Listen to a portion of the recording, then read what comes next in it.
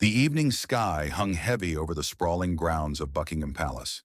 The air was thick with the quiet hum of hushed voices and the gentle rustle of leaves in the trees. The mourners had gathered in the vast gardens, their faces a mix of grief, reverence, and awe. The nation had come to a standstill, all eyes turned to the funeral procession, paying their respects to a monarch who had reigned for decades. Among the dignitaries, the royal guard stood motionless, their faces impassive, their uniforms perfect. Every movement, every gesture was precise and rehearsed, no action out of place. The tradition, the history, the weight of the moment demanded perfection. But amidst the solemnity of the occasion, there was one guard, young and stoic, who would break protocol in a way that no one had expected. The royal funeral procession had begun. The hearse, flanked by soldiers and led by the sound of muffled drums, made its way slowly through the grounds. The entire nation stood still in honor, as the late queen, the symbol of grace and power, was finally laid to rest. The world watched, gripped by the weight of the moment. The royal guard stood in place, their expressions unreadable, as they had done for centuries. Yet despite their impeccable discipline, there was something in the air that evening, something heavy. The atmosphere felt different, as if the weight of the queen's passing had altered the very nature of the ceremony. And then it happened. As the procession neared, the young royal guard, positioned closest to the entrance, did something no one had expected. In a moment of profound silence, the guard stepped forward, breaking the rigid protocol that governed every royal ceremony. The crowd stirred, whispers passing like waves through the sea of mourners. Eyes turned toward the guard as he moved deliberately, his actions slow but filled with purpose. His face, usually hidden behind the customary helmet, now stood exposed, revealing a look of solemn grief. The tension was palpable. What could this guard possibly be doing? What had compelled him to break the unspoken rules that govern the royal family? The whispers grew louder as spectators struggled to understand the significance of his actions. The young guard's hand moved to his chest, where he made a gesture that was completely unexpected. A salute that wasn't a military formality, but a gesture of mourning, of respect, of something deeper. The act was simple yet powerful, a singular moment of defiance in a place where tradition was everything. And as he lowered his head, his eyes filled with unshed tears, the crowd fell silent. It wasn't just the guards breaking protocol that had struck them. It was the raw emotion that had pierced through the stoic facade of the royal ceremony. In that moment, the entire nation felt the depth of loss, and the silence of the evening became the loudest statement of all. For a long moment, no one moved. The scene stood frozen. The procession halted, the air tense, the solemn rhythm of the drums replaced by silence. All eyes remained fixed on the young royal guard, whose simple act of stepping forward had broken through centuries of unbroken tradition. His head remained bowed, his hands still resting over his heart. He didn't speak, didn't gesture again, but he didn't need to. Across the courtyard, whispers spread quickly. Some members of the royal staff looked stunned. A few among the crowd had tears in their eyes, not because of the disruption, but because of the emotion that had finally broken through the ceremony's polished formality. Behind the young guard, one of the senior commanders shifted slightly, visibly uncertain whether to intervene. Protocol dictated strict consequences for a breach of formation, especially during a state funeral. But there was something in the guard's stillness, in the quiet reverence of his presence, that stopped anyone from acting. And then a sound pierced the silence. It wasn't loud. It was a single sob from someone in the crowd. It was followed by another. Slowly the mourning shifted. What had been formal and restrained became human, real, shared. People stopped trying to hold back their grief. Even some of the other guards, usually statues in uniform, could be seen blinking faster, their jaws tightening. The queen had been more than just a sovereign. For many, she had been a constant, a voice of calm through times of chaos. And in that young guard's silent, rule-breaking moment, people were reminded that grief is not meant to be caged behind ceremony. Jason, though few knew his name, remained perfectly still. He didn't care about the cameras, the titles, or the consequences. His gesture wasn't planned. It wasn't rehearsed. It was instinct. It came from something deeper than duty. The truth was, Jason hadn't just served under the Queen. He had known her. Only a few people knew the full story. Fewer still knew what had passed between the Queen and the young man in the red tunic and bearskin hat now standing alone in the center of the nation's sorrow. He had made her a promise, and now with the entire world watching, he had kept it. It had been 2 years ago, deep within the quiet walls of Windsor Castle, when Jason had first stood guard during one of the Queen's private stays. He had been younger then, newly assigned, nervous but honored. Most guards never exchanged a word with the monarch.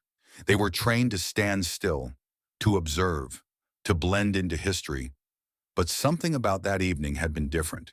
He'd heard the soft voice before he saw her, gentle, steady, unmistakably familiar. "You're new, aren't you?" she had said. He hadn't known whether to respond. His training screamed at him to remain silent, unmoved. But then she had stepped closer, her gaze kind and understanding. "It's all right," she'd said with a small smile. "You may speak, just this once." That conversation, though brief, had stayed with him. It hadn't been about politics or protocol. She had asked about his family, about his childhood. She had spoken of the loneliness of leadership, of the weight of silence. And before she walked away, she had said something he could never forget. Service is not about standing still. It's about remembering who you are, even when the world expects you to be something else. Jason had carried those words with him through every watch, every royal event. But it was during her final days, quiet and away from the public, that their paths had crossed again. He had been stationed nearby when he was quietly summoned inside. Not in uniform, not as a guard, but as someone she remembered. She hadn't spoken much. Her voice had grown faint, but her eyes had held that same clarity. She had reached for his hand. "When the time comes," she whispered, "don't be afraid to feel. Don't be afraid to break the silence. Promise me." And he had. Now standing before her casket, that memory surged back with crushing force. His breaking of protocol was not an accident. It was a fulfillment of her final request. Jason knew what the headlines would say. He knew some would criticize him, others would question his place in the history books. But none of that mattered, because the Queen had taught him one thing. True service isn't measured by perfect posture or polished boots. It's measured by heart. And in that moment, as he stood before the coffin of the woman who had once spoken to him, not as a monarch, but as a human being, he finally understood what she had meant. He wasn't just honoring the Queen. He was honoring the promise he had made to the person beneath the crown. The silence across the courtyard had shifted from shock to reverence. Jason remained motionless. Not as a soldier breaking rank, but as a young man standing in the center of the nation's heartbreak, unapologetically human. Behind him, whispers had faded. Even the murmurs among the dignitaries and press had gone quiet. It was as if time had paused, allowing one small moment to breathe freely between the rigidity of tradition. And then, something remarkable happened. One of the senior royal guards, a veteran with decades of service, took a single step forward. It was barely noticeable, but it was there, a subtle breaking of the line. He lowered his head. Then another guard followed, and another. Within seconds, what began as one man's solitary gesture had become something larger. Rows of red tunics and tall hats dipped slightly as dozens of guards quietly lowered their heads, not in rebellion, but in unity. It was unspoken, unrehearsed. No orders had been given. It was as if Jason's silent promise had reached through the ceremonial walls and touched something deeper, something that belonged not to the crown, but to the people who served it. Among the civilians, people began to press their hands over their hearts. Some closed their eyes, others bowed their heads. A few openly wept. It wasn't the guards' break-in protocol that had moved them. It was the courage to do something real in a moment that often demanded restraint.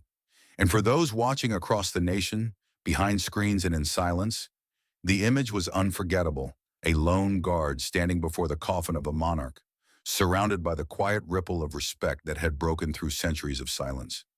Inside the palace, senior officials and advisors watched from behind closed curtains, their faces unreadable. But even there, the weight of the moment could not be denied. No speech, no announcement, no choreographed act could have carried the same force as what was happening right now on the palace grounds. For Jason, none of that mattered. He wasn't thinking about cameras or consequences. He was thinking about her voice, her hand in his, her final request. And in that single act of remembrance, he had not only honored her, but had reminded the world what it means to serve, not as a title, but as a soul. As the sun dipped behind the rooftops of London, casting a golden hue across the palace grounds, Jason slowly stepped back into place. The moment had passed, but its echo remained, etched in the eyes of every person who had witnessed it. No one reprimanded him. No voice called out in protest. Even the commanding officers, usually strict about order and formality, stood still, their faces marked with something deeper than protocol. Understanding. The Queen's coffin continued on its ceremonial path, the drums resuming their soft, measured beat. Yet the atmosphere had shifted. It was no longer just a royal farewell. It had become a national awakening. Grief had taken form in its purest expression, not through ritual, but through vulnerability. And it was a young royal guard who had opened that door. Jason's posture remained straight, his eyes forward. But inside, he felt something he had never felt during any other duty. Peace. Not because the Queen was gone, but because he had kept his word. She had asked him not to be silent in a world obsessed with silence. She had reminded him, in her final breath, that strength isn't always still. It's honest. And that honesty had just moved a nation. Later that night, when the cameras were gone and the crowds had dispersed, Jason walked alone through the gardens behind the palace. He carried no weapon, no flag, no uniform now, just the weight of what he had done and the strange, calming comfort that came with it. In the quiet of the hedge paths, he paused beneath one of the Queen's favorite trees, where she had once spoken to him casually during her morning walk. He looked up at the sky and whispered a simple sentence. "I kept my promise." A soft wind passed through the leaves, brushing his face gently, almost as if the moment was being acknowledged. And in that silence, he smiled. Not as a guard, not as a servant of the crown, but as a man who had once been seen, remembered, and trusted by a woman the world would never forget. The ceremony had ended. The mourning would continue. But something sacred had been restored, not by decree, not by command, but by a single quiet act of love. Subscribe and press the bell icon so that you never miss the amazing video.